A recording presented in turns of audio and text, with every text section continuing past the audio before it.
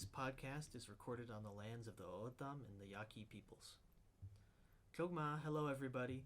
Welcome to the very first recorded episode of the Indigenous Languages podcast hosted by the University of Arizona's American Indian Language Development Institute, or AILDI for short. For those of you who don't know us, AILDI provides sustained Indigenous language education experience to students, community members, educators, scholars, researchers, and language advocates. Our mission is to provide critical training to strengthen efforts to revitalize and promote the use of Indigenous languages across generations. This is accomplished by engaging schools, Indigenous communities, and policymakers nationally and internationally through outreach, transformative teaching, purposeful research, and collaborative partnerships. This podcast will be dedicated to discussing any and all aspects of Indigenous language, but especially language revitalization. Hopefully we can help raise awareness of Indigenous languages and the issues surrounding them, and I also hope that we can entertain you, the audience. I'm not sure when this episode will be posted. I think this is the first one we're recording, but I believe it'll be the second one we put out. But we'll see.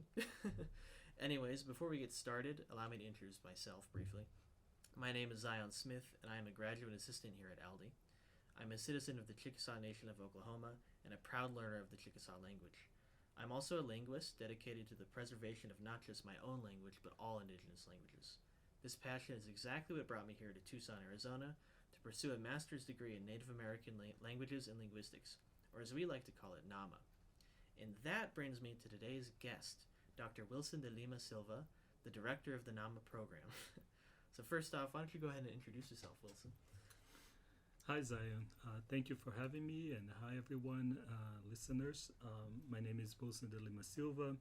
I'm an assistant professor in linguistics here in the Department of Linguistics at the University of Arizona, where I also direct the NAMA program. I'm originally from Brazil, and I've been living in Tucson for about 5 years now. Mm-hmm. All right. So we're going to talk about the NAMA program itself later that I already mentioned, but first I want to talk about linguistics more generally with you. So I'm sure that a lot of people listening probably have very little understanding of what linguistics is. I think that's true of most people. So in your view, what is linguistics? So, well, in a nutshell, linguistics is the scientific study of language, and of course linguists go out there doing all sort of research, trying to get a better understanding of how people use spoken and sign language and about language structure and meaning. They also, the understanding of the works of sounds and gestures, structure and meaning of languages is important. And of course, in recent years, there has been this important initiatives known as Natives for Linguistics, led by Native scholars, that called for the development of a series of strategies to better integrate Native American needs and values about language into linguistics. So I think linguistics as a science, as a field of study, is at a very important point in its history as indigenous research methods start to gain more space within our field. There's a lot of people pushing for linguists to, for more linguistics to be brought into Native American communities. Why do you think linguistics is important for these communities? Well, it's important that community members do or get the training, receive the training to do their own, or to carry on their own research, their own studying the languages, because those are the people, community members, they really understand what the needs of the group, of the language, of the culture is, and instead of having, say, an outside linguist doing that work for them. Yeah, I couldn't agree more. Yeah, nobody's going to be as dedicated to fighting for their language as somebody who's actually part of that community. So, yeah, absolutely agree. And it also, that's how it's going to be if you want to really to improve the field of linguistics, having native scholars, native linguists coming into the discipline. That's the way we Yeah, will do the change. absolutely. They know what needs to be done to help. So yeah. Well, speaking of creating native speaker linguists, let's talk about the NAMA program. Mm-hmm. So, can you explain to our audience what the NAMA program is? So the NAMA program, this master's degree, is for community language activists who wish to train in the kinds of skills and experiences that can be useful for the work for maintaining or maintaining the language being spoken or documenting the language, reclaiming the language, etc. So students interested in NAMA, students like you who are a member of a native tribe, or many students, they usually come into the program, they speak the language. Some students do not speak the language, but they come into the program because they wanted to create that connection with the language, with the culture, and also learn the language. Of course, while you're doing linguistics, and I think you realize that it's just in the process you end up learning some of the language, even if it's through a more sort of a technical way. But students will get a better understanding how the language works. So the type of students, we really embrace all sorts of students. So we do give priorities for students who have strong ties with the language community. But even if they don't have strong ties, but they're working in collaboration with language group, that's also the type of students we have in our program. Yeah, because from my understanding, there's really no requirement of having much prior linguistic experience, because people could come in and learn all that through the program. So So some of the students, as you said, there's no requirement for having some previous linguistic background. The idea is really to have students, if they don't have, we have students like you who are more advanced, who have had a degree in linguistics as undergraduate, but who have had students who were art majors or did something completely different than linguistics, but came into the program and trying to understand, say, especially in the context of native languages in North America. It's like what those outside linguists did about our language, and trying to put their own the projects that the students in NAMA get involved is learning to do linguistics, and as they learn about the language at the same time. Mm-hmm. Yeah, and NAMA students are also very diverse in the kinds of groups they come from, right? Obviously, there's some level of focus on languages within the United States, because that's where we are, but the program is open to all kinds of people, right?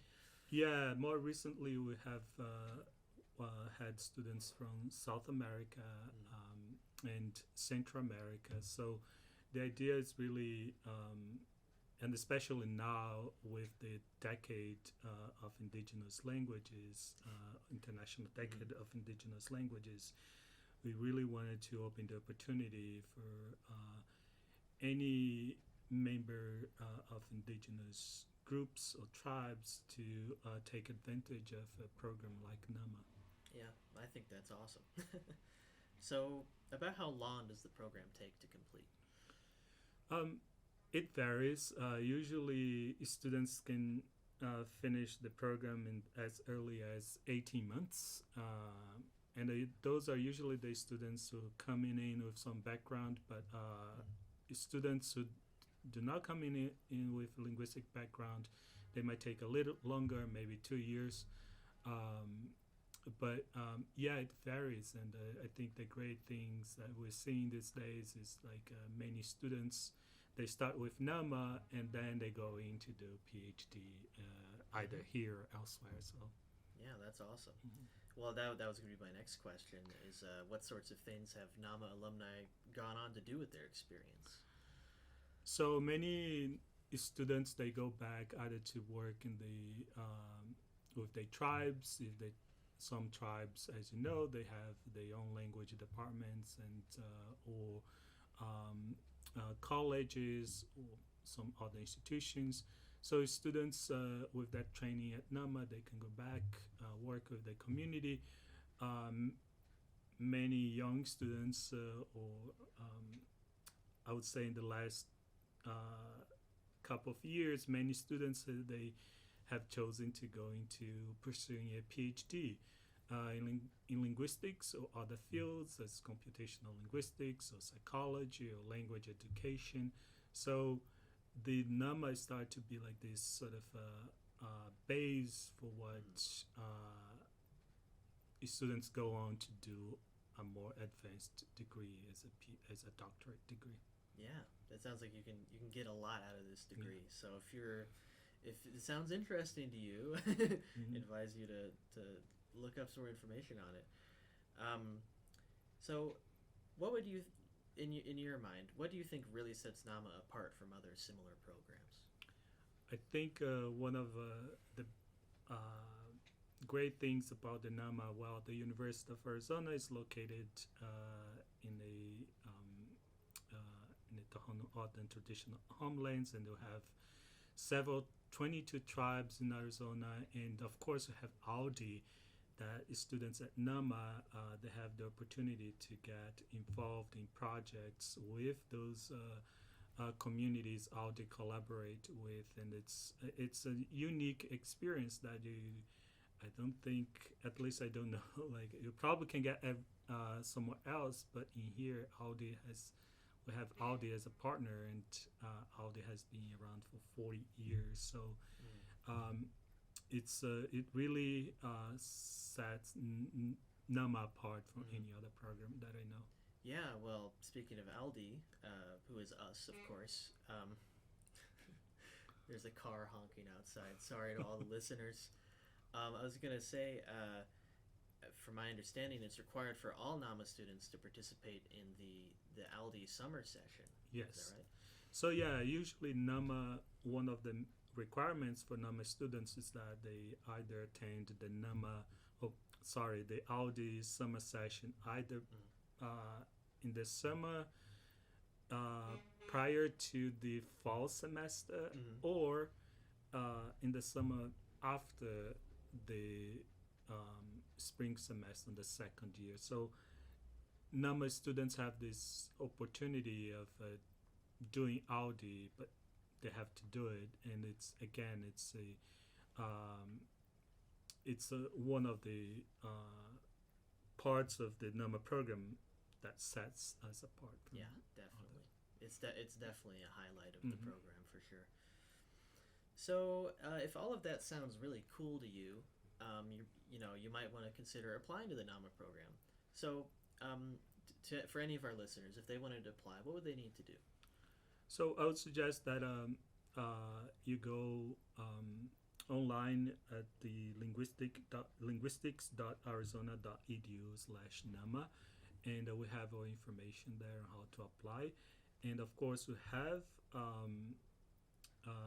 our application. We're receiving applications until January 15th for domestic applications. And we might be having some 2 AILDI scholarships to give to applicants if they get selected. There you go. Yeah, we'll try to put that link in the description of this episode. Great. But yeah, I think that about wraps up today's topic. Thank you so much, Wilson, for coming on. Thank you, Zion, and thank you everyone for listening. Yeah, we'd like to thank everybody listening. If this is something that you enjoyed, we'd really appreciate it if you could share this with your friends, your family, your social media followers, or whoever you want, really. It would help us greatly. And if you want to keep up to date with new episodes, remember to follow us on Twitter and Instagram at COEAILDI. That's short for the College of Education AILDI. Also, feel free to check out our Facebook page. Links to all of these should be in the description, if I don't forget. If you'd like to donate to AILDI, though, through which this podcast is funded. You can find the link to do so also in the description and also on our website. Lastly, if you're an expert of any kind in an indigenous language, linguistics, language revitalization, or you otherwise think that you would just make an awesome guest, feel free to contact us and we can talk about it. So again, thank you all for listening, and until we meet again. Bye. Bye.